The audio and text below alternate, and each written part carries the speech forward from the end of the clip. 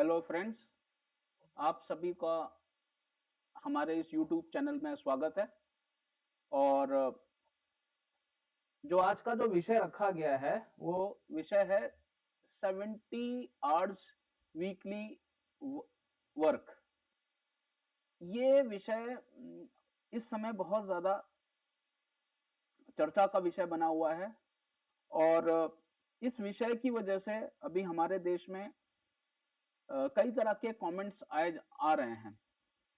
और इस विषय के ऊपर जितनी जानकारी जिसने भी दी है, अच्छी दी है। और सबने अपने-अपने जो जो उनके ओपिनियंस हैं, वो ओपिनियन अपने हिसाब से बिल्कुल सही दिए हैं, अपने हिसाब से। तो वो उनका व्यक्तिगत एक्सपीरियंस हो सकता है, या कोई भी प्रकार का उनकी एक खुद की ओपिनियन हो सकती है, उन पे उन्होंने थोड़ी बहुत रिसर्च भी करी हुई है। लेकिन बात ये आती है कि ये विषय आज 2023 में किन कारणों की वजह से आया है और उसका दूरगामी क्या परिणाम होंगे। ये अपने आप में एक बहुत बड़ा विषय है कि हम कैसे अपने नए चीजों को हम समझ पाए, हम कैसे अपने आप को नेक्स्ट लेवल पे हम बात कर सकते हैं। क्योंकि देखिए अभी मैं भी कई चीजें सीख रहा हूँ, और इस उसकी वजह से थोड़ा सा मुझे लेट हुआ है। थोड़ा जूम मीटिंग थोड़ी सी ये मैं पहले एक जूम मीटिंग में था, और वो जूम मीटिंग जैसे कंप्लीट हुई उसके बाद मैंने ये अपना ये यूट्यूब चैनल पे मेरे लाइव आना था। और कुछ चीजें इसमें मेरे को सेटिंग्स में थोड़ी सी दिक्कत आ रही थी, उसके लिए मैं माफी चाहूंगा। लेकिन ये जो चैनल है, इसका नाम से ही आपको समझ में आ गया होगा कि ये किस तरह के विषयों पर फोकस करेगा और किस तरह के विषय से इस पे ज्यादा काम होगा। तो मेरा नाम विकास सिंह है, और मैं अपना परिचय देना चाहूंगा। सर्वप्रथम मैं ये कह सकता हूँ अपने आप के लिए कि मैंने इंडिया के टॉप मोस्ट कंपनियों में मैंने काम किया है, जिसमें ओएनजीसी, रिलायंस, वर्लपूल, एलआईसी, और आपका हम बता सकते हैं आपका मैकडॉनल्ड्स। इस तरह के सेक्टर्स में हमने काम किया है। विप्रो, ये बड़ी बड़ी कंपनियों में इसमें डायरेक्ट एम्प्लॉय ना होके इनडायरेक्ट वे में थर्ड पार्टी, सेकंड पार्टी में मैंने वर्क किया है। और जो एक्सपीरियंस है मेरा ओवरऑल इन 25 सालों का वर्क के अकॉर्डिंग, तो जब एक व्यक्ति वो होता है जिसने एक ही सेक्टर में काम किया होता है, वो अपने एक्सपीरियंस से शेयर करता है। अब ये तो रहा मेरा वर्क एक्सपीरियंस अलग अलग सेक्टर्स में होने की वजह से, ये एक एक एक्सपीरियंस है। लेकिन मैंने 2014 से लेकर 2015 तक मैंने सेफ्टी के ऊपर मैंने कुछ कोर्सेज किए थे, और मैंने अपना जो स्पेशलाइजेशन था वो निबॉस के सर्टिफिकेशन में international diploma in occupational health and safety में लिया था। ये मेरी क्वालिफिकेशन है जिसकी बदौलत मैं आज इस विषय पे अपने कुछ अपनी अपने ओपिनियन, और जो ओपिनियन ऐसी ओपिनियन होगी जो जो किसी भी इसमें कोई पक्ष और विपक्ष की बात नहीं होगी। ये बिल्कुल एज इट इज आपके सामने आपकी खुद की विवेक के अनुसार आप इस पर डिसाइड कर सकते हैं कि क्या चीज सही है और क्या चीज सही नहीं है। तो सर्वप्रथम हम बात करते हैं अभी 3 नवंबर 2023 को श्री नारायण मूर्ति जी ने एक एक स्पीच दी है और एक स्टेटमेंट दी है। और उन्होंने भारत की युवा पीढ़ी से ये आग्रह किया है कि भारत की ये युवा पीढ़ी भारत को अ, भारत में अपने कंट्रीब्यूशन पे ले अपना योगदान दें, और देश के क्योंकि देश उनका है तो ये देश के हित में उनको हफ्ते के 70 घंटे काम करने चाहिए। तो मैं इस विषय पे बिल्कुल किसी भी पक्ष को सही या गलत मैं नहीं ठहराना चाहूंगा, लेकिन मैं इस स्टेटमेंट के पीछे और इस स्टेटमेंट से पहले के कुछ चीजें, क्योंकि ये बात भारत के लिए कही गई है, पहली चीज। दूसरा यहाँ की वर्कफोर्स के लिए कही गई है और तीसरी तीसरी बात कही गई है यहाँ भारत की युवा पीढ़ी की बात करी गई है। 3 चीज़ हम 3 चीज़ पे फोकस करेंगे। किसने कहा है, कब कहा है, तीसरा किसके लिए कहा है। अब ये किसके लिए कहा गया है इसमें भी 3 सेगमेंट है। पहले तो भारत की युवा पीढ़ी और भारत के नागरिकों के लिए। अब ये भारत के वो नागरिक हैं, युवा पीढ़ी मतलब जो भारत को आने वाले कुछ सालों में एक लेवल पे लेके जाएंगे, ये उनसे अपील करी गई है।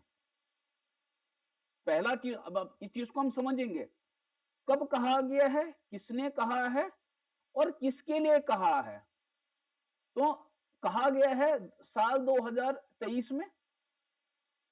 ये 2023 की हम बात इसलिए कहते हैं कि हम पहले तो भारत के इतिहास को पहले हम समझेंगे। भारत के इतिहास को जानना बहुत जरूरी है क्योंकि भारत के नागरिकों के लिए, जो प्रेजेंट नागरिक हैं, जो युवा पीढ़ी है, जो 18 साल से लेकर 35 से 40 साल तक की जो वर्कफोर्स है, ये उसके लिए कहा गया है।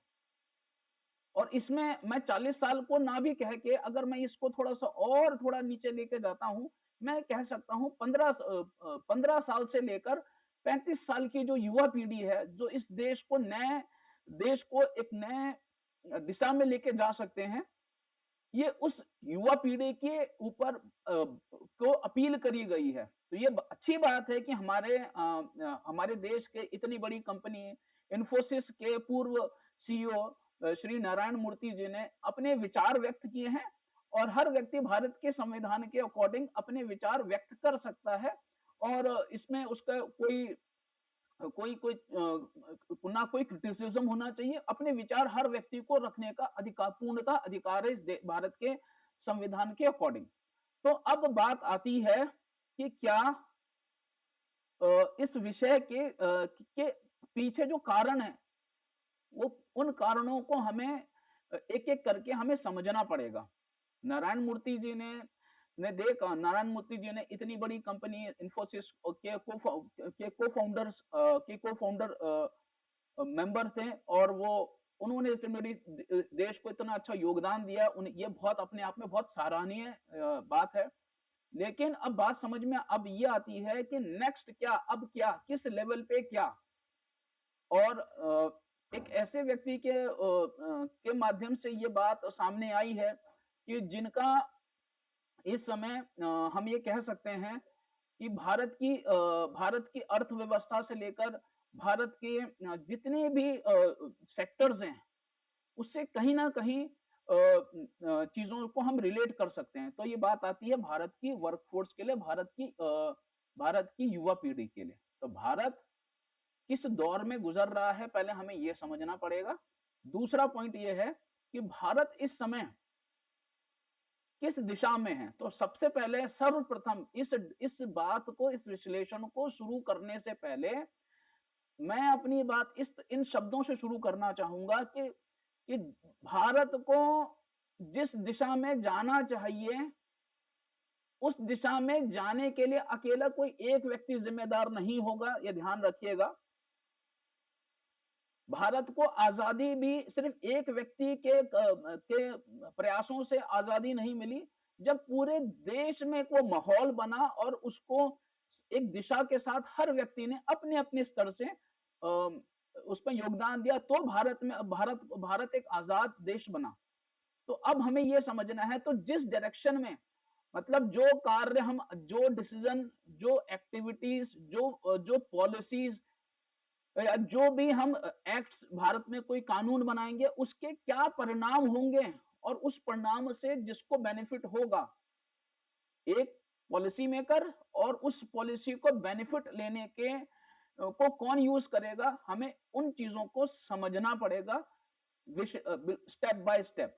तो पहली चीज जो ये बात अब आई है कि भारत की युवा पीढ़ी के लिए अपील करी गई, तो पहले हम ये बता देते हैं कि भारत ने अभी कुछ समय पहले, भारत दुनिया का पहला वो राष्ट्र बना है जिसने चांद के साउथ पोल पे पहली बार में ही सक्सेसफुल अपना सैटेलाइट को वहां पे लैंड कराया है। ये भारत के लिए अपने आप में बहुत बड़ी गर्व की बात है कि जहाँ दुनिया की इतनी महाशक्तियाँ भी उस चीज़ को अचीव नहीं कर पाई थी, वहाँ भारत ने उस चीज़ को अचीव किया। कोरोना पैंडेमिक के टाइम पे भारत ने दुनिया को में कोविड वैक्सीन डिस्ट्रीब्यूट करी है, ये अपने आप में बहुत बड़ी काबिले तारीफ की बात है। और अभी हम बात करते हैं भारत के ये जो अचीवमेंट्स हैं, तो ये अचीवमेंट भारत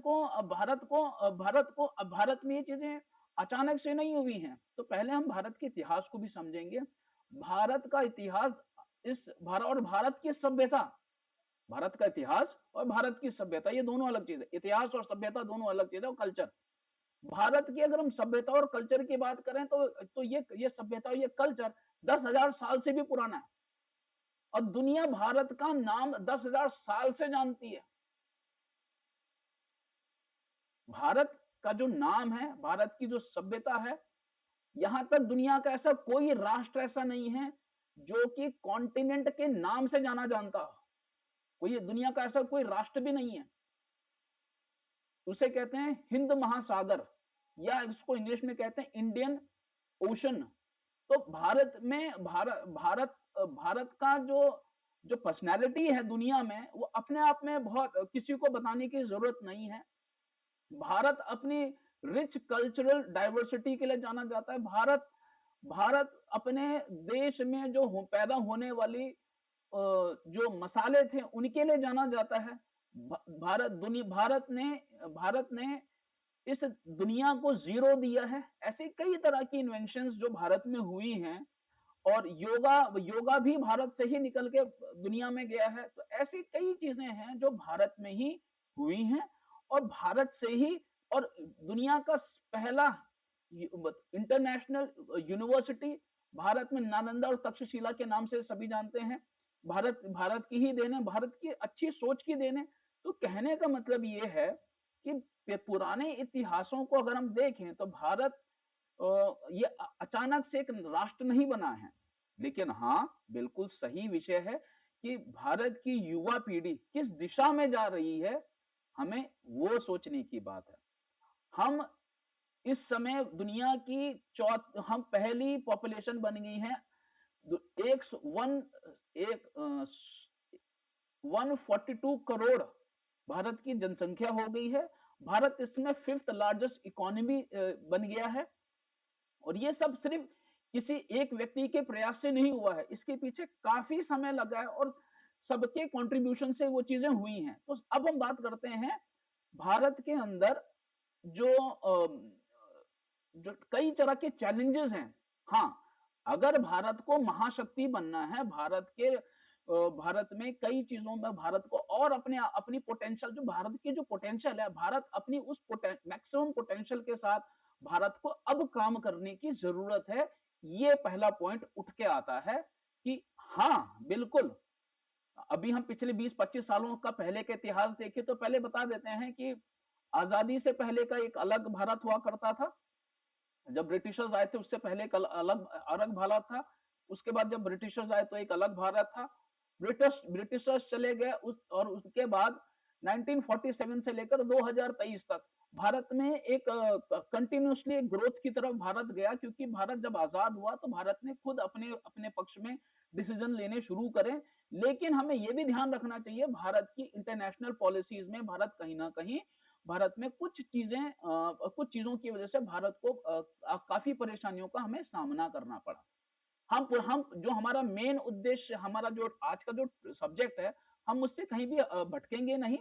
बात यह है कि हमें सिर्फ उन चीजों को, उन तथ्यों को समझना पड़ेगा कि 70 सालों में भारत ने आईएम्स दिए, भारत ने आईआईटीज दिए, भारत ने नए नए स्कूल्स कॉलेजेस खोले गए। तो ये एक नया नया चलन हुआ, और इसमें भारत को 3 वॉर झेलनी पड़ी, सबसे बड़ी बात। और उसके बाद 2008 के बाद भारत पूरी दुनिया में जब ग्लोबल फाइनेंशियल क्राइसिस आई थी, उसमें और उसके बाद भी भारत ने अपने आप को मजबूती से खड़ा करा। भारत इकलौता ऐसा राष्ट्र था जिसके पास उतने ज्यादा मेडिकल इंफ्रास्ट्रक्चर नहीं होने के बावजूद भी भारत ने 2020 के कोविड के लॉकडाउन को इम्प्लीमेंट करके अपने बहुत कम अपनी पॉपुलेशन के अगर कैलकुलेशन के हिसाब से देखें तो भारत ने काफी अच्छा परफॉर्म किया कोविड के टाइम पे। और 2021 के कोविड के टाइम पे भी भारत में मेडिकल की इतनी बड़ी इंफ्रास्ट्रक्चर ना होने के बावजूद भी भारत ने काफी कह सकते हैं कि भारत को ज्यादा ज्यादा नुकसान नहीं हुआ। ये एक अच्छी बात है। तो कहने का मतलब ये है कि कहीं ना कहीं भारत के अंदर स्ट्रेंथ है और हमें उन स्ट्रेंथ्स को समझना पड़ेगा। अब बात आती है कि जो आज का जो विषय है कि क्या 70 घंटे, क्या हम एक्चुअली प्रैक्टिकल में हम बात करते हैं? क्योंकि देखिए जब हम बात करेंगे तो हर चीजों हम विषय पे बात करेंगे। अब बात आती है कि जो पॉइंट है 70 घंटे का कार्य, क्योंकि भारत के सिटीजन्स के लिए बात करेंगे तो पहले भारत का इतिहास हम समझ लेते हैं। उसको रिफ्रेश हमने हमने कर लिया कि भारत के अंदर क्या पोटेंशियल है, भारत क्या था। भारत पहले सोने की चिड़िया था। भारत भारत आज भी बहुत सक्षम राष्ट्र बन चुका है और भारत को नए एक डायरेक्शन में लेके जा रहे हैं। और उस डायरेक्शन में काम के लिए भारत ने पिछले 20 कुछ चेंजेस पॉलिसीज में रिफॉर्म करे थे, जिनकी वजह से। और एक चीज और भी ध्यान रखिएगा कि एक मजबूत राष्ट्र होने के लिए एक मजबूत सरकार का होना बहुत जरूरी है और एक स्टेबल गवर्नमेंट का होना भी बहुत जरूरी, क्योंकि पॉलिसीज वहीं से बन के आएंगी। कोई अनस्टेबल गवर्नमेंट उन पॉलिसीज को इंप्लीमेंट नहीं कर पाती है, हमें समझना पड़ेगा। क्योंकि आपने आपका किसी भी पॉलिटिकल पार्टी का या कोई भी गवर्नमेंट का या कोलिशन गवर्नमेंट का एक एजेंडा है और उस एजेंडा पे और उनके कुछ एजेंडा है, उन एजेंडास को कितना फुलफिल करते हैं, और कितने कितने पॉइंट्स को उन्होंने फुलफिल करा होता अपने टेन्योर के अंदर। तो हम ये देखेंगे कि भारत की जिस डायरेक्शन पे भारत अभी जा रहा है, क्या वो सही डायरेक्शन है या कोई दूसरी डायरेक्शन पे हम जा रहे हैं। तो हम बात करते हैं पिछले 30 सालों के, हम अपने पीछे हिस्ट्री को से इवेल्युएट करेंगे कि भारत में कुछ रिफॉर्म्स हुए। इस रिफॉर्म्स की वजह से भारत आज आप यहाँ पहुंच चुका है। ये रिफॉर्म्स पिछली पिछली गवर्नमेंट, जब हमने देखा था कि जब भारत में एक अनस्टेबल गवर्नमेंट हुआ करती थी, तो जब अनस्टेबल गवर्नमेंट होती है तो डिसीजन ज्यादा दिन तक चलते नहीं है या उनको चेंजेस कर दिए जाते हैं कोई भी पॉलिटिकल रीजंस की वजह से। कोई पॉलिसी पहले आती है उसको काफी टाइम के लिए रोल होल्ड कर दिया जाता है या फिर उसे पीछे ठंडे बस्ते में डाल दिया जाता है। ऐसे ऐसे कारणों की वजह से भारत अभी पिछले 10 सालों से हम कह सकते हैं कि एक स्टेबल गवर्नमेंट भारत के अंदर है। और इससे पहले की भी पहले के टाइम पे भी एक स्टेबल गवर्नमेंट थी। और 10 सालों का अब हमें किस डायरेक्शन में जाना है, हमें पहले ये समझना है। हमें किसी वॉर में, हमें पहले भारत के लोगों को किसी अननेसेसरी के किसी वॉर या किसी इश्यूज में भारत को डायरेक्टली और इनडायरेक्टली इन्वॉल्व नहीं होना है। दूसरी चीज भारत के लोगों को अब जो समझनी है वो ये समझनी है कि भारत के लोगों को जिस वर्किंग आवर्स की बात हो रही है, ध्यान रखिएगा 2019 में जब लेबर लॉ में रिफॉर्म हुआ तो उसमें 12 घंटे की वर्किंग आवर्स के बारे में बात करी गई थी। आज हम भारत को जिस दिशा में, क्योंकि देखिए हम में से ऐसा नहीं है कि हम देश किसी और दिशा में जा रहा है और जो उस देश के नागरिक है वो किसी दूसरी दिशा में जा रहे हैं, ऐसा तो पॉसिबल नहीं हो पाएगा। ऐसा तो होता ही नहीं है, ना ना पॉसिबल हो पाएगा, ना होगा, ना ये चीज हो सकती है। जिस दिशा में देश जाएगा उसी दिशा में उसके नागरिकों को भी जाना चाहिए और जाना चाहिए। दूसरी चीज ये है कि भारत के नागरिक, मेजोरिटी नागरिक एक तरफ जा रहे हैं और कुछ नागरिक दूसरी दूसरी डायरेक्शन में जाएंगे, तो भी डायरेक्टली और इनडायरेक्टली सारी टोटल पॉपुलेशन उसी डायरेक्शन में जाएगी जिसमें सारी देश जा रही होगी। तो हमें ये अब बात आती है कि 2019 में जब लेबर रिफॉर्म्स हुआ तो सबसे पहली बात अब हम समझेंगे, एक स्टेटमेंट आई और स्टेटमेंट से पहला हमें ध्यान रखना है कि भारत में लेबर रिफॉर्म्स कब कब हुए। भारत की हमने पावर को समझ लिया, अब भारत की लेबर रिफॉर्म्स की हम बात करते हैं। भारत के जो इतिहास के अगर हम देखते हैं तो भारत में कर्म को ही बहुत ज्यादा महत्व दिया जाता था। और यही कारण था कि भारत में जो जो पहले अगर हम इतिहास उठा के देखें, भारत कृषि प्रधान देश था। यहाँ 4 तरह के मौसम मिला करते थे। यहाँ चार तरह के मौसम के साथ साथ भारत में खेती किसानी के से रिलेटेड यहाँ पे एग्रीकल्चर से रिलेटेड यहाँ पे काम हुआ करते थे, उस डायरेक्टली और इनडायरेक्टली। और उन्हीं से जो रेवेन्यू आता था उसी से और उन्हीं चीजों को बेच के भारत ने ग्लोबल अपना हम बात करें अंग्रेजों से पहले तक वर्ल्ड में भारत का जो कंट्रीब्यूशन था वो 32 जीडीपी का 32% दुनिया के, अगर हम ग्लोबल जीडीपी की बात करें तो भारत का उसमें कंट्रीब्यूशन 32% हुआ करता था। अंग्रेजों से आने तक की ये स्थिति भारत की थी।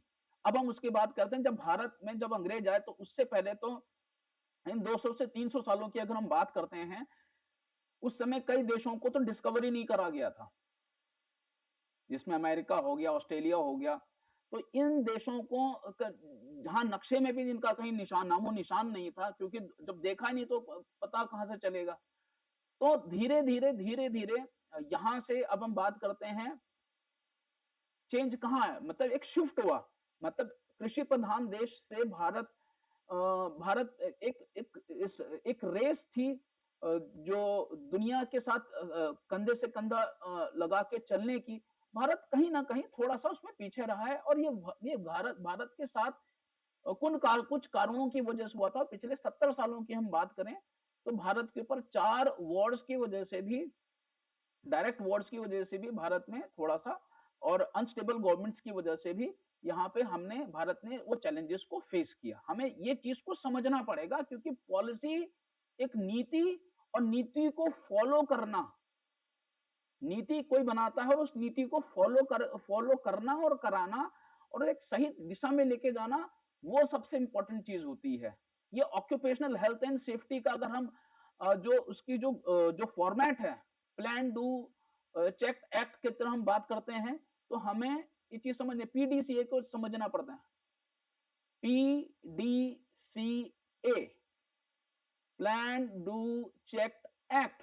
प्लान कोई और बनाता है, और हमें यह समझना है कि भारत में जो पॉलिसी मेकर्स हैं, क्या वो एक्चुअल में पॉलिसी ही बना के, वो सिर्फ पॉलिसी बनाने का ही काम है, या वो डायरेक्टली उस एक्टिविटी के अंदर भी इन्वॉल्व हैं। ये ऐसा नहीं होना चाहिए कि एक ऑफिस में बैठे, एक एसी का ऑफिस है और वहां पे कुछ पढ़े लिखे लोगों ने एक रिफॉर्म्स को तैयार कर दिया, और उन लोगों को, उन स्टेक होल्डर्स को से उन्होंने बात ही नहीं करी जो एक्चुअल में उसमें जो एक्टिविटी में इन्वॉल्व होंगे डायरेक्टली और इनडायरेक्टली।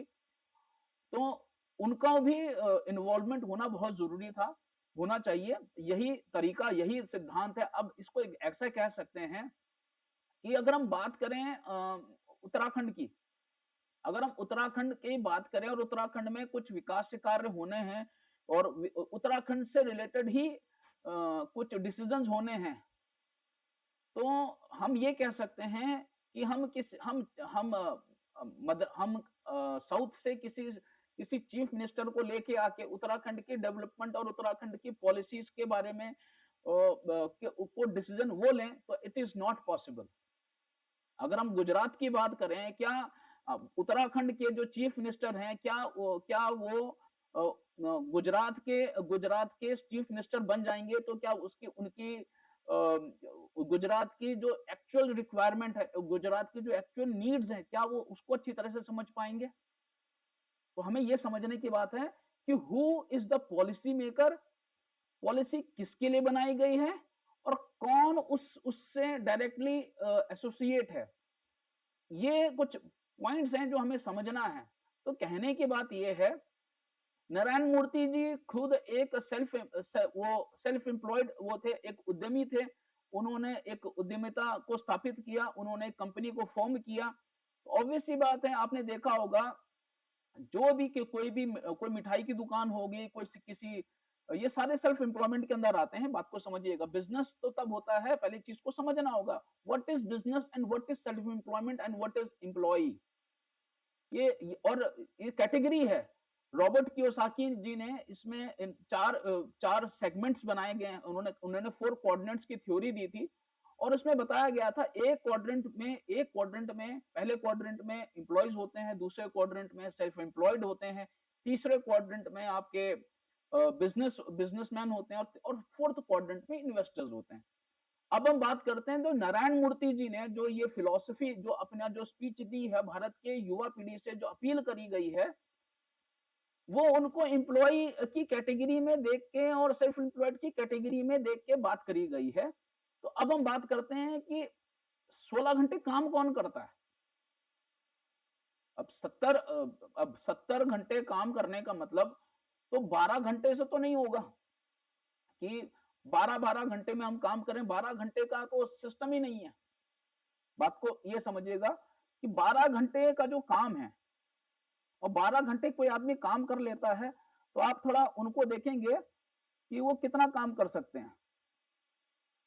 अभी जो भारत की जो गाइडलाइन के हिसाब से भारत इस समय, अब बात को समझिएगा, पॉलिसी और पॉलिसी से रिलेटेड चीजों को हमें समझना पड़ेगा। भारत इस समय संयुक्त राष्ट्र संघ का एक एक्टिव मेंबर है। ठीक है, वो अभी भारत के पास वीटो पावर नहीं है। ये चीजें एक चीज से रिलेटेड हैं। देखिए, बात हमें भारत को इंडिया के वर्ल्ड के टॉप लेवल पे लेके जाना है और हम संयुक्त राष्ट्र संघ की जो गाइडलाइंस है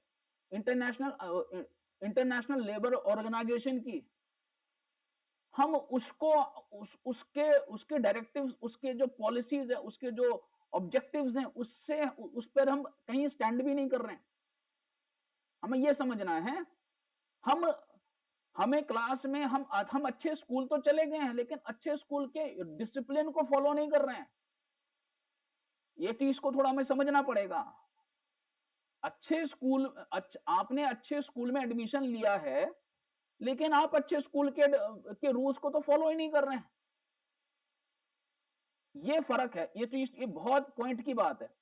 भारत संयुक्त राष्ट्र संघ का मेंबर है, एक्टिव मेंबर है, और वो अगर इस तरह के रिफॉर्म लेके आते हैं, 12 घंटे के वर्किंग आवर्स की बात करते हैं, तो इंटरनेशनल लेबर ऑर्गेनाइजेशन के हिसाब से देख लीजिए कि भारत की में जो वेजेस हैं, तो अब ये तो एम्प्लॉय के लिए बात करी गई है, तो एम्प्लॉय को तनख्वाह कितनी मिलेगी? जो भारत की जो आज की डेट में मिनिमम सैलरी वेज अगर हम बात करते हैं किसी भी ऑर्गेनाइजेशन के अंदर, 15,000 रुपए रखी गई है। ये 15,000 रुपए को अब आप समझ लीजिए, भारत में जितने भी छोटे मोटे आपने अपने आसपास में आप देखिएगा, आप किसी छोटी कंपनी है, आप अपने आसपास की किसी कंपनी में देखिएगा जिसमें 5 से 10 वर्कर्स काम करते हो, उन पे उनको सैलरी क्या मिलती है? कितनों को 25,000 रुपए मिलती है। आप कहीं दूर मत जाइए, किसी प्राइवेट कॉलेज में चले जाइए, वहां के टीचर, वहां के प्रोफेसर्स, लेक्चरर्स की तनख्वाह पूछ लीजिए वहां पे कितनी होगी। आप किसी होटल इंडस्ट्री में जाके देखिए, वहां पे उस वेटर की क्या तनख्वाह होगी, वहां के शेफ की क्या तनख्वाह होगी। हमें बात तो कर रहे हैं कि हम 70 घंटे काम करने हैं, 70 घंटे 12 घंटे काम करने हैं। आप जानते हैं कि इंडिया के ही अंदर बड़ी बड़ी कंपनियों के अंदर 12-12 घंटे काम लिया जाता है, और उसके बाद भी कई कंपनियों में ऐसा होता है कि वहां आदमी 16 घंटे काम कर रहा होता है। मतलब भारत को अगर देशभक्ति दिखानी है, तो क्या 12-16 घंटे काम करके या 12 घंटे काम करके क्या देशभक्ति दिखाई जाएगी? देशभक्ति दिखाने का अगर सही तरीका है, तो भाई साहब पहले करप्शन बंद होना चाहिए। ये बात को समझिएगा। भारत के बैंकों ने जितना एनपीए करा है, वो सारा वापस करना चाहिए। ये पॉइंट है, इन चीज को समझिए। भारत में देशभक्ति दिखानी है, तो देशभक्ति वहां दिखाइए। एक दूसरे से ईर्ष्या ना करें, किसी को जाति के नाम से, किसी को धर्म के नाम से, किसी को स्टेट के नाम से, किसी को रीजन के हिसाब से, उनके साथ उनके अंदर वो डिस्क्रिपेंसीज नहीं होनी चाहिए, उनके साथ भेदभाव नहीं होना चाहिए। ये पॉइंट्स हैं जिसमें भारत को सुधरना है। भारत की इकोनॉमी अपने आप ठीक हो जाएगी। ये पॉइंट्स हैं, कुछ है, हमें समझना होगा कि भारत का जो विषय है, भारत की युवा पीढ़ी, यस, भारत की जो, और दूसरी चीज अभी हम बात करते हैं भारत को, अभी लॉकडाउन जब हुआ था, तो भारत की इकोनॉमी को स्टेबल करने के लिए बहुत बड़ा पॉइंट है, इस चीज को समझिएगा। हम हमारे आने वाली नस्लों को हम नशेखोरी की तरफ हम लेके जा रहे हैं। ये कई लोग ये, और ये भी सरकार, और सरकार ने उस पर टैक्स लगा रखा है, उसको लीगल कर रखा है ये बात को। और भारत भारत की सरकार ने उस पॉइंट को बिल्कुल बंद कर दिया है। और भारत में सिगरेट, तंबाकू, खैनी, गुटखा, शराब, इन सब चीजों को भारत में लीगल करा हुआ है। अगर इतना ही अच्छा है तो क्यों नहीं आप शराब, गुटखा, खैनी बिल्कुल 5 साल के बच्चे को देना शुरू कर देते हैं अपने। अगर आप अच्छे माँ बाप हैं, अपने क्या बच्चों को देंगे या शराब पिलाएंगे उनको, या उनको ड्रग्स? अभी अभी न्यूज आई थी, पिछले साल एक न्यूज आई थी कि एक पोर्ट, भारत के ही एक पोर्ट में ड्रग्स पकड़ी गई। और उस ड्रग्स के पकड़ने के बाद उसका कोई कुछ नहीं, वो ड्रग्स का क्या किया उसको तो लाइव दिखाना था। भारत में मैच लाइव दिखाए जा सकते हैं, लेकिन भारत में सही तरह को कानून को इम्प्लीमेंट करने पे लाइव टेलीकास्ट नहीं होता है। मैच पूरे भारत की जनसंख्या को मैच में लगा रखा है। क्यों नहीं दिखाया गया कि भाई साहब जब वो ड्रग्स पकड़ी गई थी उसको लाइव कैमरे चढ़ाते हैं? और क्यों नहीं सोशल जो भी मीडिया है, सोशल मीडिया है या जो आपके प्रेस हैं, न्यूज़पेपर वाले क्यों नहीं गए वहां पे? वो लाइव चलाते हैं कि हाँ जी इन्होंने इस मतलब जो नारकोटिक्स डिपार्टमेंट ने वो ड्रग्स पकड़ी है और उसको जलाया है। क्यों नहीं डॉक्टर्स को, पूरी एक डॉक्टर्स की एक बकायदा टीम बना के वो लेके गए, उसको उसको जला दिया है?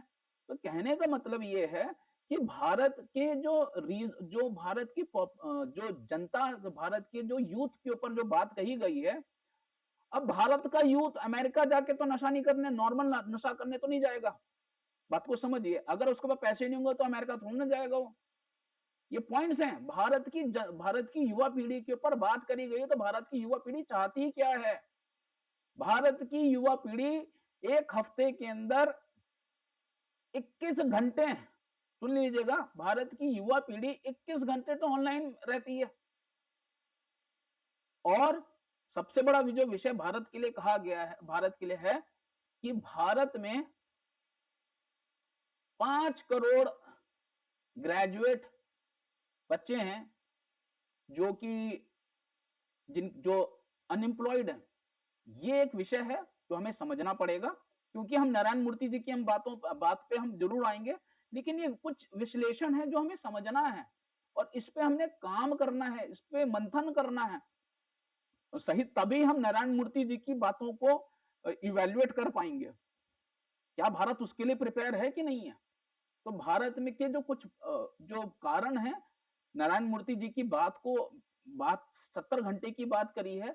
तो एक पॉलिसी है जो इंटरनेशनल पॉलिसी है। इंटरनेशनल पॉलिसी आपको इतना ज्यादा काम करने के लिए अलाउ नहीं करती, लेकिन हाँ, क्योंकि भारत दुनिया की सबसे बड़ी पॉपुलेशन हो गया है। भारत उस इसको इस सिचुएशन को कहते हैं डेमोग्राफिक डिविडेंड कहते हैं। भारत को इसका इसका बेनिफिट लेना चाहिए, लेकिन इसका मतलब ये नहीं कि भारत की जो वर्क फोर्स है, भारत में वैसे भी अगर हम बात करते हैं तो रॉबर्ट कियोसाकी के हिसाब से जो एक सेगमेंट ने जो आज समय इन्वेस्टर्स हो गए हैं, जो कि नारायण मूर्ति जी आज इन्वेस्टर भी हैं, वो बिजनेसमैन भी हैं, सेल्फ एम्प्लॉयड तो वो आज से 10-20 साल पहले ही हो चुके थे।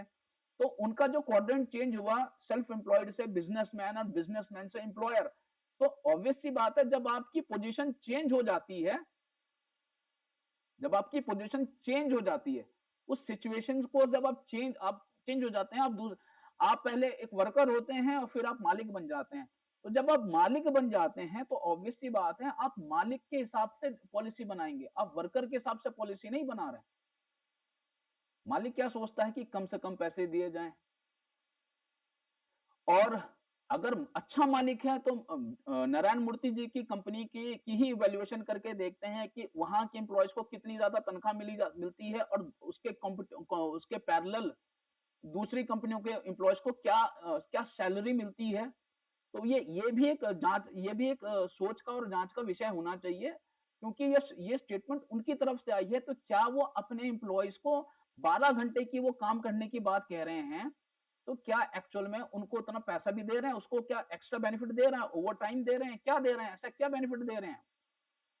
क्योंकि ऑक्यूपेशनल हेल्थ एंड सेफ्टी से रिलेटेड ये बात है। तो हमें क्योंकि, और वो भी इंडियन सिटीजन की बात करी, तो पहले इंडियन इंडियन की पावर इंडिया के यूथ जो चीजों में उलझा हुआ है, हमें वो चीजें पता होनी चाहिए, और क्या चैलेंजेस हैं यूथ के साथ। हमें इन तीन, हम इसी पॉइंट पे हैं। और भारत को जिस दिशा में भारत जा रहा है, भारत के सभी नागरिकों की नैतिक जिम्मेदारी बनती है कि भारत को उसी दिशा में लेके चलें, भारत की ही दिशा में लेके चलें, जहां भारत एक मजबूत राष्ट्र बनेगा। उन चीजों को ही हम फोकस करें। तो अब बात आती है कि भारत में नशाखोरी जो यूथ की सबसे बड़ी प्रॉब्लम है। कई यूथ को अगर स्कूल के टाइम पे ही वो नशाखोरी में चला जाएगा, या कई ऐसे एक्टिविटीज में। और दूसरा यहाँ पे जो जो जेंडर इम्बैलेंस है, मतलब लड़के लड़के कम है, लड़कियां ज्यादा हैं, या लड़कियां कम है, लड़के ज्यादा हैं, लड़कियां कम है। तो ये जेंडर जेंडर जो जो डिसबैलेंस है, ये भी एक बहुत बड़ा फैक्टर है। इस पे भी हमें फोकस करना है। दूसरी चीज तो ये है कि भारत की इकोनॉमी सिर्फ ना कहने से नहीं होगा। भारत में जितने भी मोस्टली जो शहर हैं, वो अब पुराने शहर हो चुके हैं। भारत की इकोनॉमी को बनाने के लिए भारत में जो अभी स्पेशल स्पेशल इकोनॉमिक जोन्स को आइडेंटिफाई करके उस पर काम किया जा रहा है। और भारत ने अभी स्पेशल इन्वेस्टमेंट रीजन्स पे काम किया है। तो ये एक अच्छे डिसीजंस के बाद एक अच्छे अच्छे अच्छे डायरेक्शन में भारत को लेके जाने की बात ये है। और बिल्कुल ये, और इसके पीछे और इससे पहले कि हम बात करें, देखें कि आज से 30 से 25 साल पहले कोई पॉलिसीज लागू करी गई थी और उसके जो बेनिफिट्स हुए, तो हमें आज उसके बेनिफिट हम ले पा रहे हैं।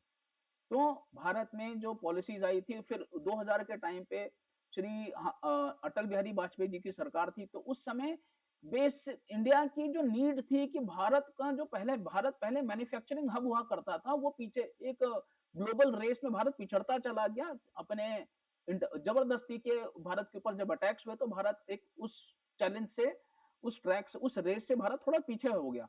लेकिन भारत ने अपनी अपने एक्सपीरियंसेस के साथ, अपने इंटरनल प्रॉब्लम्स के साथ भारत ने ओवरकम किया। और अपनी पॉलिसीज जब लिबरलाइजेशन, ग्लोबलाइजेशन और प्राइवेटाइजेशन की जब बात आई भारत के अंदर, तो भारत ने उस समय कुछ रिफॉर्म्स हुए। उस रिफॉर्म्स की बदौलत ही भारत में आज इतना, भारत वर्ल्ड की 5th लार्जेस्ट इकोनॉमी बन गया है। ये आज से 30 साल, 25 से 30 साल पहले के रिफॉर्म्स थे, जिसका बेनिफिट आज की युवा पीढ़ी ले पा रही है।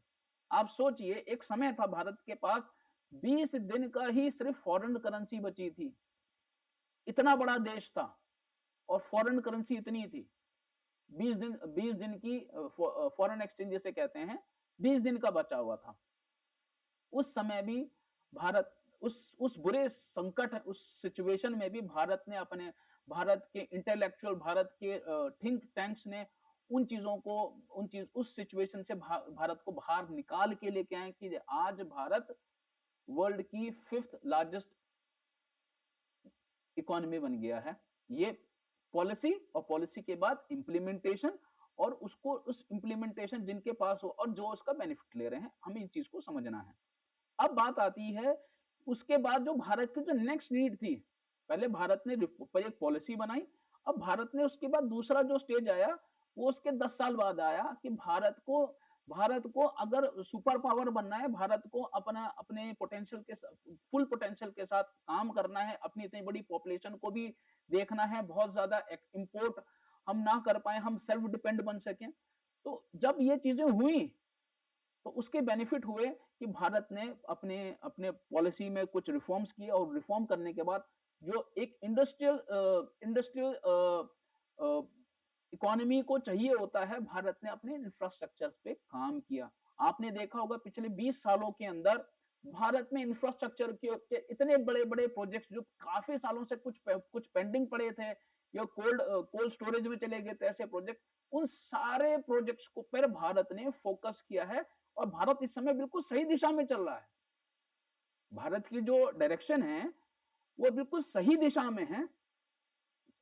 पर दिक्कत ये है कि भारत की युवा पीढ़ी, क्या वो भी उसी डायरेक्शन में है?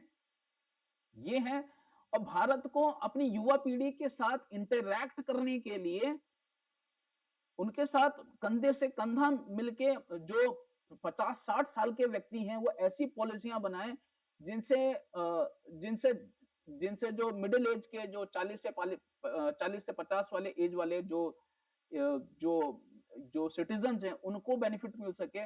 साथ ही साथ जो यूथ है, उसको भी वो इंटरैक्ट कर सकें। ऐसी पॉलिसी पे भारत को काम करना पड़ेगा और उनको समझना पड़ेगा। अगर हमने आज आज हम जो पॉलिसी बना रहे हैं, उससे उसकी वजह से हमारी आने वाली युवा पीढ़ी को नुकसान ना हो, उसमें कुछ पॉइंट्स हैं, वो हमें समझना पड़ेगा। क्योंकि और दूसरी चीज़ जो अभी अनएम्प्लॉयमेंट है, क्योंकि देखिए सबको गवर्नमेंट जॉब नहीं मिलेगी, पक्की बात है। भारत के ही लोगों को अपने अंदर के पोटेंशियल को बाहर निकाल के लेके आना पड़ेगा।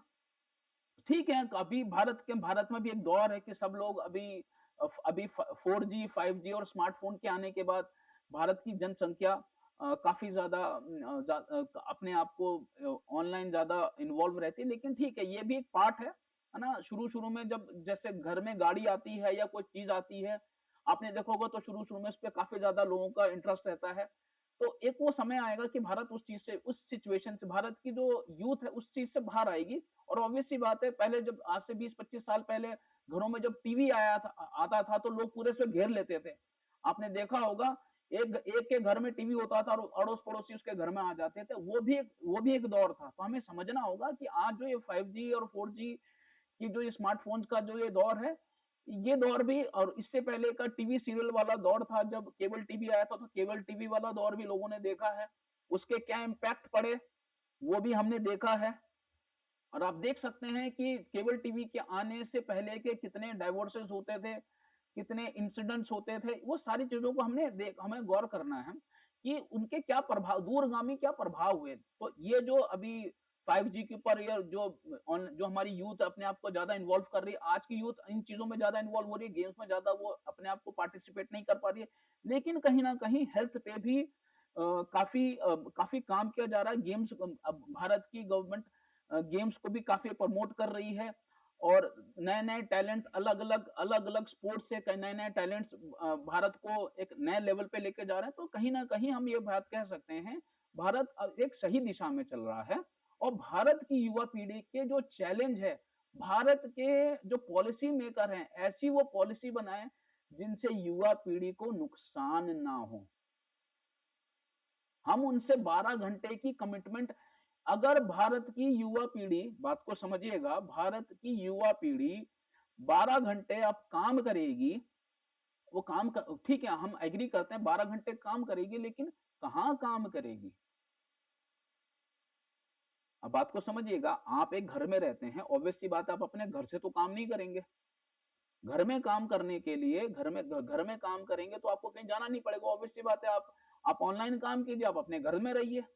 लेकिन अगर इंडस्ट्रीज में काम करने हैं और इंडस्ट्रीज में काम करने के लिए आपको कहीं घर से जाना होगा, कहीं ऑफिस में जाना होगा, ऑब्वियस सी बात है, आपके घर से लेकर आपके ऑफिस के बीच की जो दूरी होगी, वो जो ट्रेवल टाइम है, वो मिनिमाइज करना पड़ेगा। भारत सरकार को ऐसी पॉलिसी बनानी पड़ेगी, क्योंकि सिर्फ वर्कर्स के ऊपर हम यूथ को डिपेंडेंट कर दें। अब क्या भारत में क्या 200 किलोमीटर वाली क्या स्पीड से चलने वाली बाइकें चलाएंगे? भारत की जो जो इंटरनल जो शहरों की या कस्बों की या टाउन्स की इंटरनल रोड्स इतनी ज्यादा पोटेंशियल, इतनी ज्यादा लोड को लेके, ट्रैफिक के लोड को लेके नहीं चल सकती हैं। हमें इस चीज को समझना पड़ेगा कि वो आदमी 5 मिनट में अपने ऑफिस पहुंच जाए।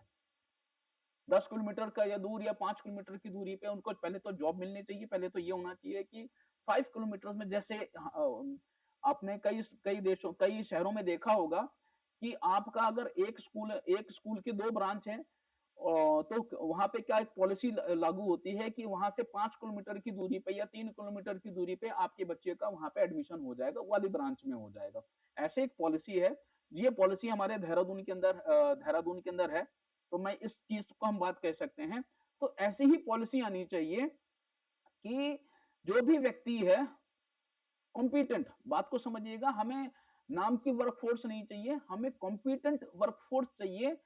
और हर स्टेट को ये देखना पड़ेगा, और ये स्टेट्स की भी जिम्मेदारी रहेगी कि वो अदर स्टेट से देखिए देश हमारा है, ऑब्वियस सी बात है, हम अपनी संस्कृति, हमें भारत के लोगों को अपनी संस्कृति और अपने अपनी भाषा पे बड़ा गर्व होता है। तो हमें ऐसा भी नहीं करना है कि हम किसी एक स्टेट के लोग दूसरे स्टेट की क्या कहते हैं लैंग्वेज और वहाँ के कल्चर को इफेक्ट डालने लग जाएं, नेगेटिव इम्पैक्ट करने लग जाएं। हमें ऐसा काम नहीं करना है। तो कुछ रिफॉर्म्स तो हमें करने पड़ेंगे। तो रिफॉर्म्स बेसिकली टॉप से होना चाहिए, और टॉप के रिफॉर्म ऐसे होने चाहिए कि हम जो हमारी जो बीच की जो पॉपुलेशन है, जो 15 से लेकर 30 साल की जो पॉपुलेशन है, जो अभी स्कूल में है, कॉलेज में है, उनको ऐसा माहौल दिया जाए, उनको ऐसा वर्क कल्चर दिया जाए, और उनके लिए जॉब्स की जो उनको नीड है, वो उनके घर के ही पास में हो, ताकि उनका समय बचे, ये पक्की बात है। वो ज़्यादा फ़ोकस्ड होके काम कर पाएँगे, और उनको छुट्टियाँ भी उस हिसाब से मिलनी चाहिए। मान लीजिए अगर कोई आदमी कहता है, और दूसरी चीज़ ये है कि कंपनी के अंदर, उस कंपनी या स्टाफ उसके अंदर एक व्यक्ति के ऊपर एक्सप्लॉइटेशन नहीं होना चाहिए। उसको सिर्फ एक 1% वन वन वन रिस्पॉन्सिबिलिटी वाला काम होना चाहिए। अगर 12 घंटे काम करना है, पर 12 घंटे भी, और उसमें बीच में बीतने 12 घंटे के साथ उसको कितने छुट्टियाँ मिल उसमें बीच में क्या कहते हैं ब्रेक्स कितने मिलेंगे, हमें ये भी देखना है। और हम जापान की बात करते हैं, तो जापान में तो जहाँ ऑफिस होता है, जहाँ मैन्युफैक्चरिंग यूनिट्स भी होती हैं, तो वहाँ पे उनके लिए स्लीपिंग डेस्क जैसा पूरा डोम बनाया जाता है कि जहाँ आदमी आराम से जाके सो सकता है। तो क्या भारत उस तरह के क्या कहते हैं वर्किंग कल्चर के लिए रेडी है? भारत को पहले अपनी जो पॉपुलेशन है, जो अनएम्प्लॉयड पॉपुलेशन है, पहले भारत को उस पे फोकस करना चाहिए। अगर भारत अपनी एजुकेटेड वर्कफोर्स पे फोकस कर ले, तो भारत की जीडीपी ऑटोमेटिकली 5 करोड़ अनएम्प्लॉयड है। सोचिए 5 करोड़ पॉपुलेशन को जो अगर काम मिल जाए, ऑब्वियस सी बात है, अभी कितनी पॉपुलेशन काम कर रही है, तो उसको उसमें जहां जीडीपी आज 5th लेवल पे है, हम 4th लेवल पे आ जाएंगे। अगर अगर 5 करोड़ लोगों ने काम किया, सोचिए 5 5 करोड़ मैन आवर्स एक घंटे में भारत पैदा कर देगा। तो सोचिए 8 घंटे में कितना करेगा और 12 घंटे में कितना करेगा। हमें भारत के जो डीएनए है, भारत के जो जीन्स हैं, हेल्थ के हिसाब से हम बात कर रहे हैं। मैक्सिमम परफॉर्मेंस में आप ज्यादा दिन तक काम नहीं कर सकते, ये चीज को आप समझिएगा। क्योंकि हम मशीन नहीं है, वी आर ह्यूमन बींग्स। हम ज्यादा प्रेशर लेके अगर हम काम करें, तो आजकल आप देख रहे होंगे बीपी, शुगर और स्ट्रेस से रिलेटेड काफी माइग्रेन, इन कई तरह की बीमारियों से लोग ग्रसित हो रहे हैं। और दूसरी चीज ये कि भारत की जो युवा पीढ़ी है, उनको अपने जो उनका लाइफस्टाइल है, क्योंकि कभी-कभी लाइफस्टाइल डिजीज आ जाती है, और कभी-कभी ऑक्यूपेशनल डिजीज भी उनकी लाइफस्टाइल में चेंजेस लाता है। तो हमें ऐसा वर्क कल्चर देना है भारत की जनता को, और उनको ऐसे अच्छे विचार देने हैं, ताकि वो इस देश के अच्छी तरह से कंट्रीब्यूट कर सके। आज का जो टॉपिक था कि भारत में के जो वर्क फोर्स है, हम उनको नशे से दूर करें। भारत की पॉलिसी होनी चाहिए कि भारत में no tobacco, no wine, no drugs, इस बिल्कुल कंप्लीट इस पे पॉलिसी बनानी चाहिए। दूसरी, भारत के में जितने भी पॉपुलेशन है, भारत की युवा पीढ़ी है, पहले भारत की युवा पीढ़ी को पहले 100% एम्प्लॉयमेंट मिलनी चाहिए, और उनकी कॉम्पिटेंसी के हिसाब से उनको पहले काम मिलना चाहिए। तो भारत की जीडीपी अपने आप ही बूस्टअप हो जाएगी। पहले ये छोटा सा एक सुझाव है मेरी तरफ से। दूसरा, भारत में जो जेंडर इम्बैलेंस है, और उसमें भी हम देखते हैं क्योंकि उसके कई दूरगामी परिणाम होते हैं, तो वो भी हमें ध्यान रखना है। दूसरा, भारत में जो अभी भी कई एरियाज में लड़कियों को या वुमेन्स को काम नहीं करने दिया जाता है, या शादी के बाद वो काम छोड़ देती हैं, तो ऑब्वियस सी बात है, भारत की इकोनॉमी को डायरेक्टली सपोर्ट नहीं कर पाते हैं। तो हमें ये चीज समझनी होगी कि उनका भी कहीं ना कहीं डायरेक्ट और इनडायरेक्ट कंट्रीब्यूशन होना चाहिए। और दूसरा, जो आपका ट्रैवल टाइम है, क्योंकि सबसे बड़ा पॉइंट आता है कि आप घर से निकलते हैं, आपका किस मूड में रहते हैं और किस तरह का वर्क कल्चर होता है। जैसे अब एग्जांपल बताते हैं, बहुत छोटा-सा एग्जांपल है क्योंकि मैंने ड्रिल शिप में मैंने जॉब करी हुई है। हम अब ड्रिल शिप ज़्यादा से ज़्यादा कितना बड़ा होगा? 300 फीट, 400 फीट, 500 फीट, 600 फीट, इससे बड़ा तो या मैंने जितने में था, मैं मुश्किल से ऐसा समझ लीजिए मैं 500 फीट के ड्रिल शिप में मैं काम करता था जी। 500 फीट के जो ड्रिल शिप में जब हम काम करते थे, उसमें हमने एक चीज़ नोट करी कि आप जो जहाँ जिस लोकेशन पे आप काम कर रहे हैं और जहाँ पे आप खाना खा रहे हैं और जहाँ पे आप सो रहे हैं, उसके बीच का डिफरेंस। आप अपने बेड से नहा धो के ब्रेकफास्ट करने के बाद मुश्किल से 5 मिनट के अंदर या 10 मिनट के अंदर आप अपने वर्किंग स्टेशन पे पहुंच जाते हैं। आप अपने लोकेशन पे पहुंच जाते हैं। ये होता है मैक्सिमम यूटिलाइज। क्या भारत ऐसा सिचुएशन अपने सारे युवा पीढ़ी के लोगों को दे सकता है? क्योंकि नारायण मूर्ति जी ने अपनी एक बात कही 70 घंटे की वर्क फोर्स की बात करी। यस, ऐसा पॉसिबल है, लेकिन किस लोकेशन पे हमें ये ध्यान रखना है। हमें फैक्ट्रीज को अभी जिस तरह से हेल्थ के ऊपर हम बात कर रहे हैं, अभी भारत में ही एक ऐसा स्मार्ट सिटी बन रहा है जिसमें अलग अलग जोन बनाया गया। वो भारत का पहला इंडस्ट्रियल स्मार्ट सिटी बन रहा है जिसका नाम है धोलेरा। अ, और उस धुलेरा के अंदर भी 15 जोन्स हैं। बात को समझिएगा, क्योंकि जहाँ पे आप रह रहे हैं वहीं ज़्यादा और वहाँ वहाँ पे जो एक इंडस्ट्रियल स्मार्ट सिटी के जो बेसिक इंफ्रास्ट्रक्चर जितना मजबूत होना चाहिए, यस, भारत में एक सैंपल रेडी हो रहा है और इंटरनेशनल बेंचमार्किंग के साथ। तो उसके बाद भारत को एक कह सकते हैं कि भारत को एक सैंपल मिल जाएगा, एक भारत को एक प्रैक्टिकल एक्सपीरियंस हो जाएगा कि एक smart city, international smart city, industrial smart city में जो जिस तरह की एक्टिविटीज होंगी और उसमें से क्या रिजल्ट निकल के आएगा, ऑब्वियस सी बात है। तो भारत को ज्यादा भारत के जो वर्क फोर्स है, भारत के जो सिटीजन जो यूथ है, उसको उसकी लाइफस्टाइल को देखते हुए, उसकी सोच के, उसको ड्रीम्स को सोचते हुए अगर कोई चीज इस तरह से कोई चीज हो रही है, तो ऑब्वियस सी बात है, यस, वहां पे ये पॉसिबल होगा कि आप एक इंडस्ट्रियल जब जब एक इंडस्ट्रियल स्मार्ट सिटी में जब आप काम कर रहे होंगे, वहां पे एक बहुत ही अच्छा एनवायरनमेंट होगा, कई तरह के जोन्स होंगे, आप अपने टाइम को यूटिलाइज कर पाएंगे। आपको वहां पे आपको मेट्रो सिस्टम मिलेगा, आपको रैपिड मेट्रो मिलेंगी और easy easy mode of transport मिलेंगे, नॉइज पोल्यूशन नहीं होगा। तो जब आप अपने काम जब अपने मतलब जिस लोकेशन पे आप काम कर रहे हैं और जहां आपका घर है, उसके बीच का जो ट्रेवल टाइम है, वो जब मिनिमाइज हो जाएगा, क्योंकि जहां आज भारत की जो पॉपुलेशन है या उन्होंने काफी सेक्रीफाइस किया है, उन अपने अपने कितने ज्यादा वर्किंग आवर्स के बाद भी, 12-12 घंटे के वर्किंग आवर्स के बाद भी उन्होंने 2-2 घंटे का, 4-4 घंटे का ट्रैवल टाइम में अपना जिंदगी बिताई है। तब भारत इस समय वर्ल्ड की 5th लार्जेस्ट इकोनॉमी बन गया है। भारत की यूथ को, जो अनएम्प्लॉयड यूथ को पहले जॉब मिलनी चाहिए, इनको नशे की तरफ भारत भारत में ऐसी बिल्कुल बिल्कुल बिल्कुल स्ट्रॉन्ग पॉलिसी लेके आके उनको करना चाहिए। नशाखोरी से बिल्कुल भारत की युवा पीढ़ी को दूर रखना चाहिए और गलत और भी कई चीजें हैं, जो एक्टिविटीज इलीगल एक्टिविटीज हैं भारत में, वो चीज बंद होनी चाहिए। भारत के बैंक्स को युवा पीढ़ी को और युवा पीढ़ी को क्या कहते हैं, आपको बिजनेस लोन्स देने चाहिए।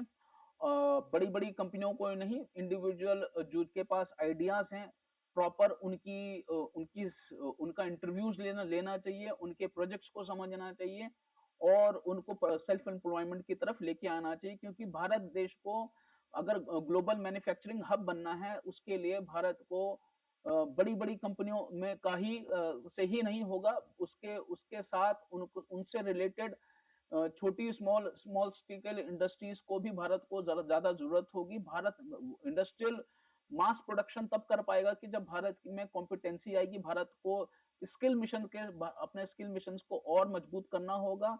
अपने जो एम्प्लॉय जो वर्क जो पॉपुलेशन भारत की जो एजुकेटेड है और उसके पास कॉम्पिटेंसी नहीं है, एजुकेशन होने के ग्रेजुएट होने के बाद भी कॉम्पिटेंसी नहीं है, तो ये एक बड़ी बात है। उनको स्किल बकायदा प्रॉपर स्किल देना चाहिए और उस स्किल को देने के बाद उनको ऐसे धुलेरा इंडस्ट्रियल स्मार्ट सिटी के की तरह ही नए स्मार्ट सिटीज को भी भारत जल्दी उनको बनाए और वहां पे उन वर्कफोर्स जाके काम करे और भारत को जीडीपी पे कंट्रीब्यूट करे।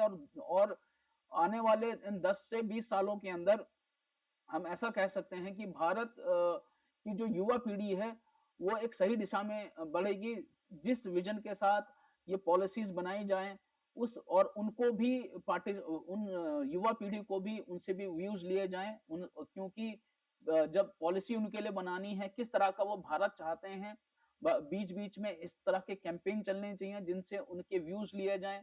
किस तरह की वो इंडस्ट्री में काम करना चाहते हैं, किस तरह के कोर्सेज वो चाहते हैं, किस तरह का स्किल्स वो चाहते हैं, वो गवर्नमेंट को और उस तरह के प्लेटफॉर्म्स उनको देने चाहिए ताकि वो कंट्रीब्यूट कर सकें। वो 16 घंटे तो क्या, अगर उनका पैशन बन जाए तो वो 16 घंटे तो क्या, वो 20 घंटे दिन में काम करने को राजी हैं।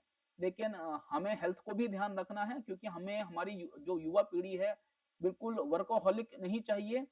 वो स्वस्थ हो, मेंटल लेवल से भी वो स्वस्थ होने चाहिए और वो अपनी फैमिली को भी टाइम दे सकें, अपने अपने कंट्री को टाइम दे सकें। क्योंकि जब देश का विकास होगा तो सिर्फ ग्लोबल इकोनॉमी पैसा आने से ही देश में देशभक्ति के भाव नहीं जागते हैं। देशभक्ति के भाव के लिए भी कुछ इस तरह से कार्यक्रम होने चाहिए कि युवा पीढ़ी को भारत भारत पे गर्व होना चाहिए, भारत के अचीवमेंट्स पे गर्व होना चाहिए और इस तरह के कुछ एक्टिविटीज भारत सरकार को भारत में बार बार होनी चाहिए ताकि सिर्फ 15 अगस्त और 26 जनवरी के अलावा भी मैं इसमें ऐसा कह सकते हैं, जैसे आपने देखा होगा कभी आप पिक्चर हॉल गए होंगे तो पहले राष्ट्रगान होता है, तो ऐसे ही भारत में क्या कहते हैं, भारत के हर कंपनी के अंदर हर वर्क प्लेस में बिना राष्ट्रगान के भारत को भारत के मतलब जो भी इंडस्ट्रीज हैं या ऑफिसेज हैं वहां पे उस राष्ट्रगान के बाद काम शुरू होना चाहिए।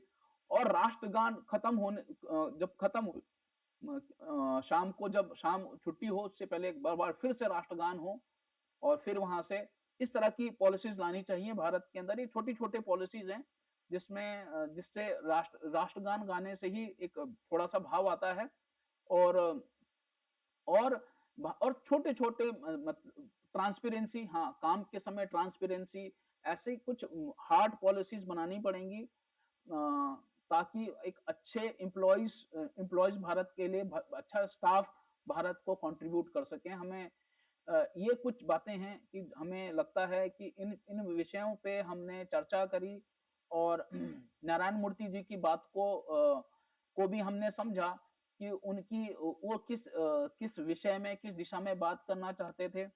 लेकिन एक चीज और भी है, अगर अगर उनके माध्यम से, क्योंकि ये बात उनके माध्यम से आई है और टीवी न्यूज के माध्यम से और यूट्यूब के माध्यम से कई हमें चीजें जब हमने समझी तो हमने ये चीज समझा कि नारायण मूर्ति जी को अब कहना चाहिए नहीं कहना चाहिए, लेकिन एक अपने एक सुझाव है।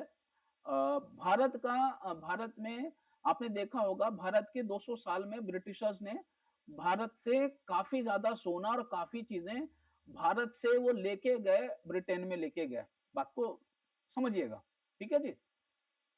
और इस समय कोहिनूर हीरा, पहली चीज कोहिनूर हीरा, और भारत से वो भर भर के वो गोल्ड और सिल्वर लेके गए हैं।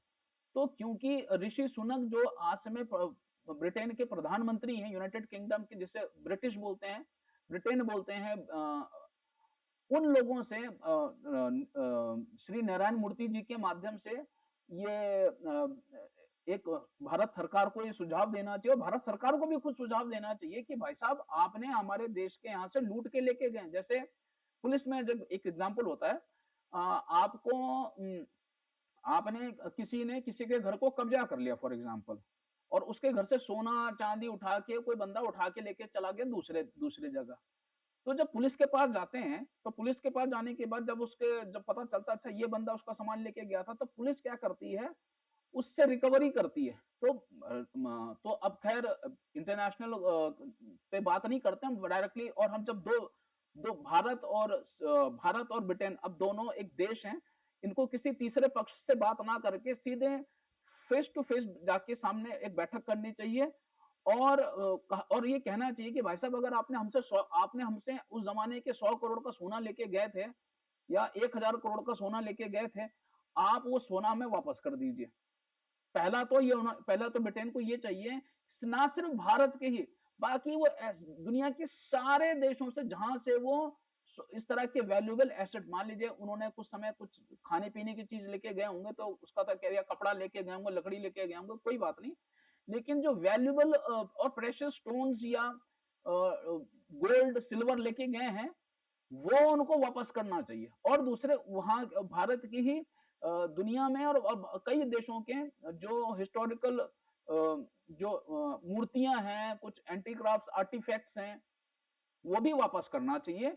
ये एक सुझाव है। और नारायण मूर्ति जी के वो दामाद हैं इस समय वहां के प्रधानमंत्री, तो उनसे रिक्वेस्ट है, बल्कि हम प्रधानमंत्री जी से भी ये सुझाव है कि वो भारत का जो ब्रिटेन जो देश है, वो सोना लेके गए थे, चांदी लेके गए थे, लकड़ी और वो मसाले और वो चीजें, वो खैर वो छोड़ दीजिए, लेकिन आप हमारा जो हमारे मंदिरों के या कोई पुरातत्व महत्व के कोई भी पांडुलिपि या कोई मूर्ति या कुछ भी इस तरह का जो है, वो भारत को वापस देना चाहिए। हमें इसमें यूनाइटेड नेशन से बात नहीं करनी चाहिए, क्योंकि दोनों देश समझदार देश हैं, और भारत भी इस समय, और भारत को पूरी दुनिया इग्नोर नहीं कर सकती है, भारत के कंट्रीब्यूशन को इग्नोर नहीं कर सकती है।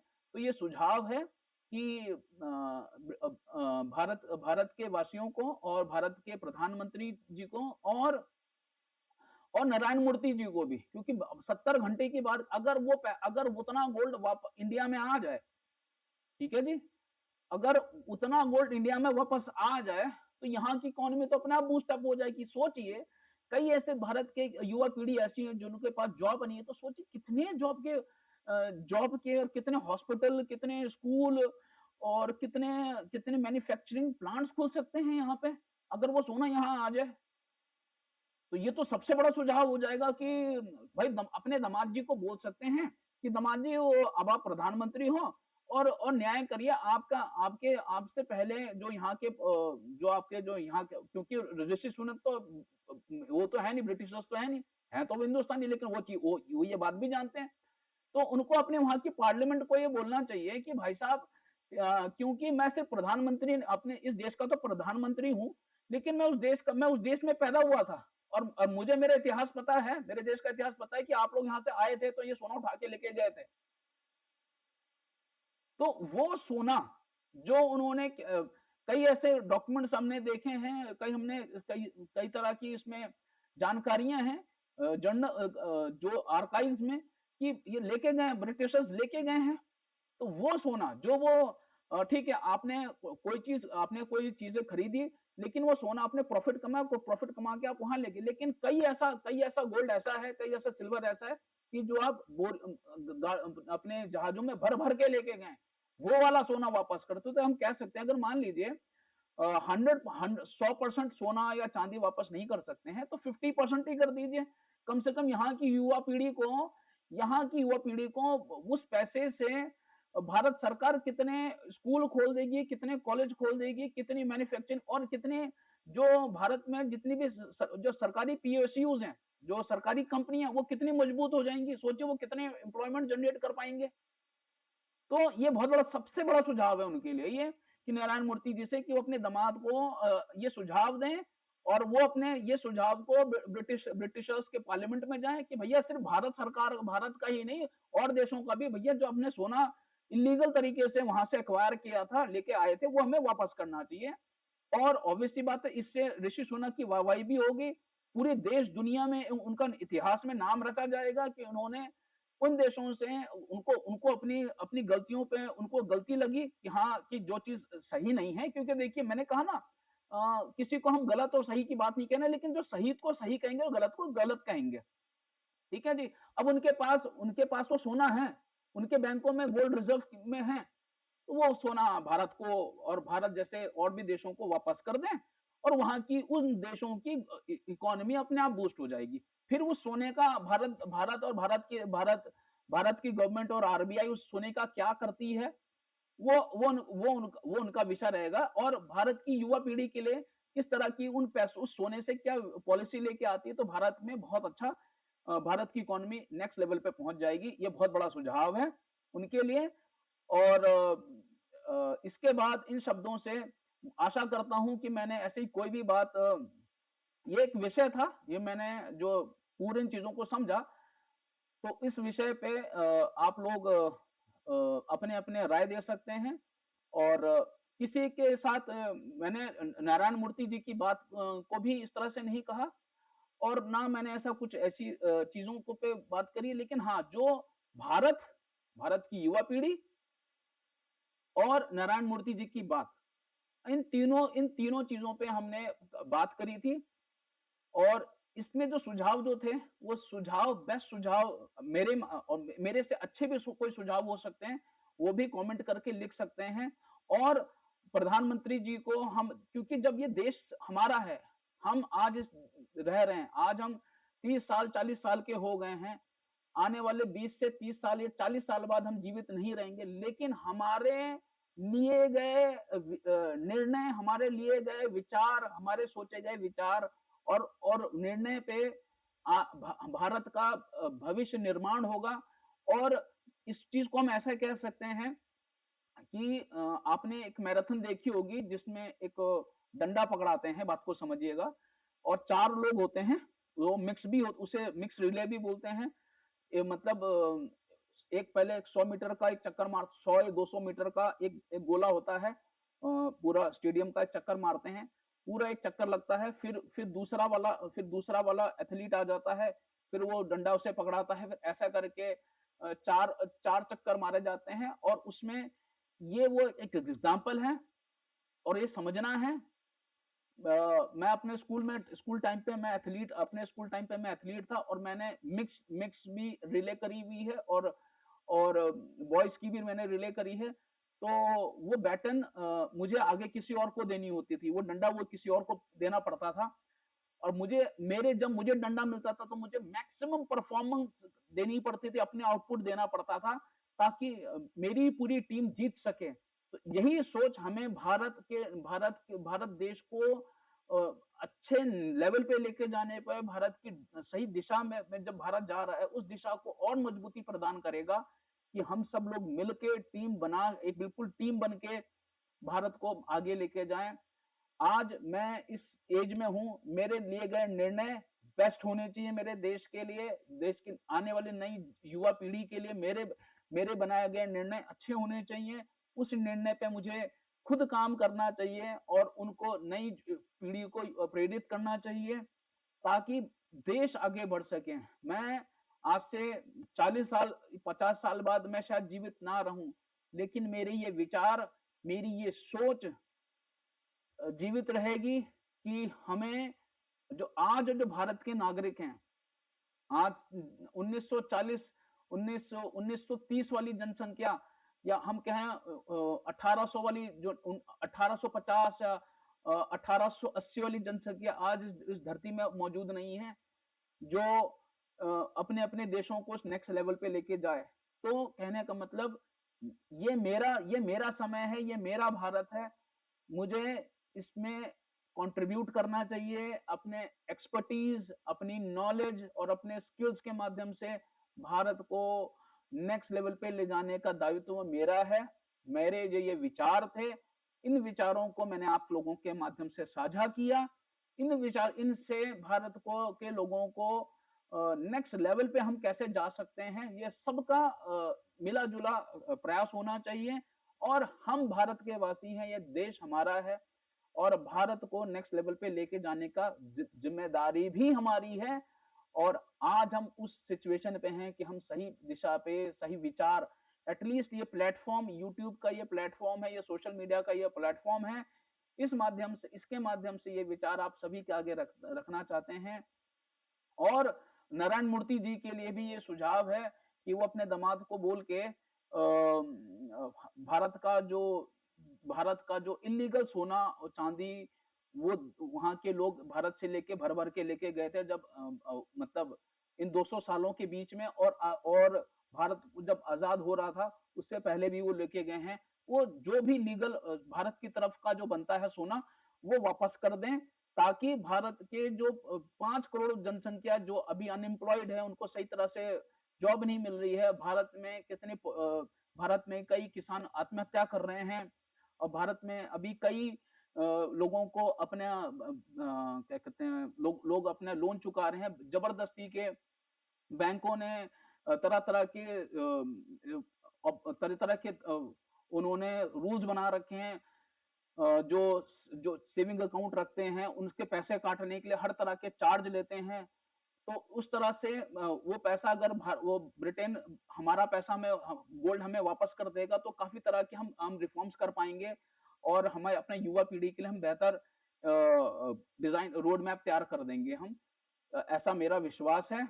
अगर नारायण मूर्ति जी अगर वो सोना वापस हमें दिलवा दें, तो ये उनसे ये हमारा हाथ जोड़ के निवेदन है कि जो भी भारत का लीगल सोना है, भारत को शीघ्र अतिशीघ्र साल, और ये इतना बड़ा सोना नहीं है, भारत के पास भी कार्गो एयरपोर्ट्स हैं, तो भारत कार्गो एयरपोर्ट्स दे सकता है अपनी तरफ से।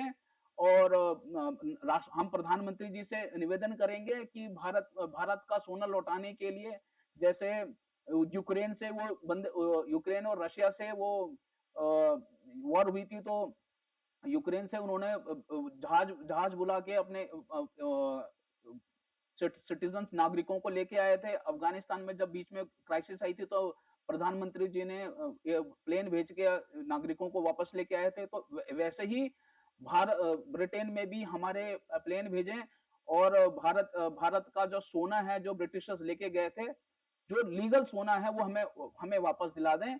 और नारायण मूर्ति जी के माध्यम से ये बहुत अच्छी बात आज आई कि 70 घंटे की वो बात कहते हैं, 70 घंटे काम करना चाहिए युवा पीढ़ी को।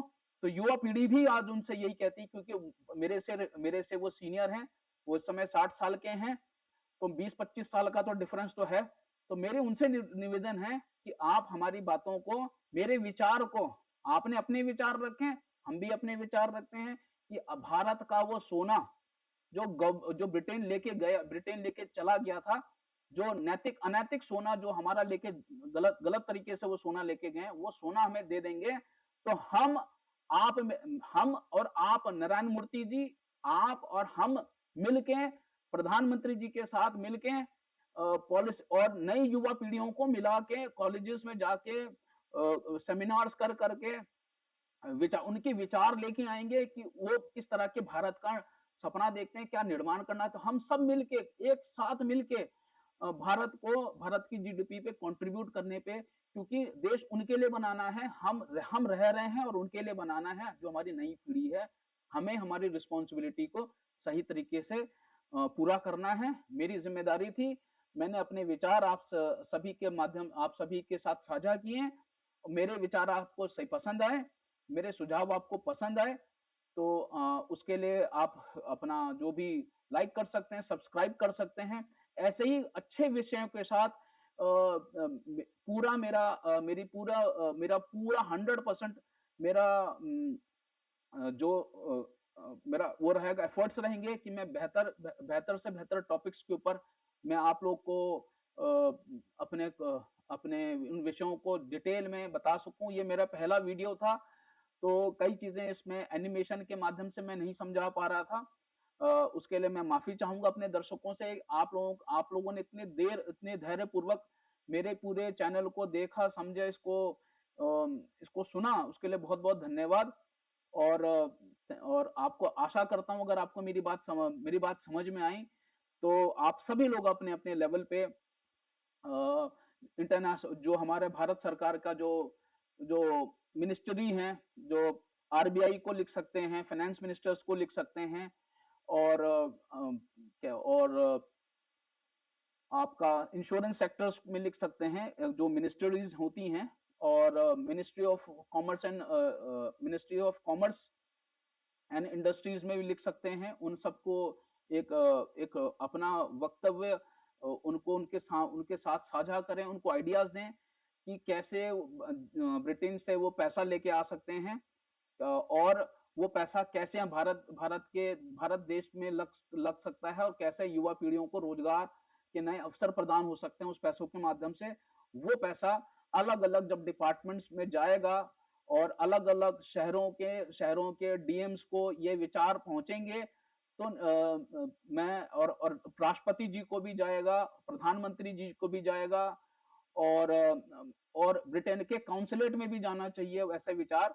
तो कुछ ना कुछ मैं चाहता हूँ कि भारत की इस नेक इच्छा को सभी लोग सम्मान करेंगे और वो पैसा जब भारत में आएगा तो भारत के जो युवा पीढ़ी का वो कंट्रीब्यूट होगा।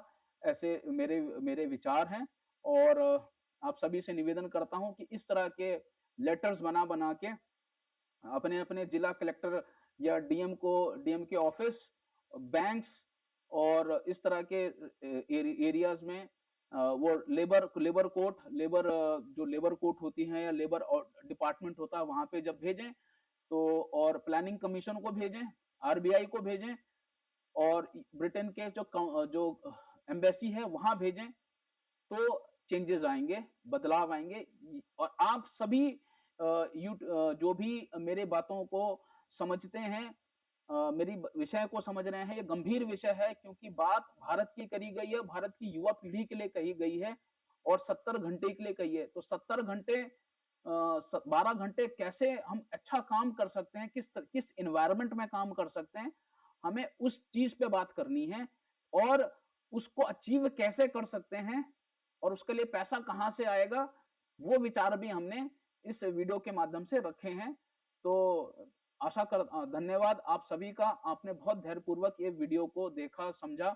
अच्छा और आपको अच्छा लगता है तो इसको सब्सक्राइब करें और लाइक करें और दूसरों को शेयर करें क्योंकि ये विचार बन चुका है, ये वीडियो बन चुकी है और लोगों तक ये पहुँचनी चाहिए, ये विचार पहुँचना चाहिए। और थैंक यू सो मच, आप लोगों ने इतनी देर तक मेरे बातों को समझा और मैं फिर से एक बार माफ़ी चाहूँगा कि मैं इसमें एनिमेशंस नहीं डाल पाया और कुछ इसमें स्लाइड्स नहीं डाल पाया और ये मेरा पहला वीडियो था और ये देश के लिए मेरा पहला वीडियो समर्पित है।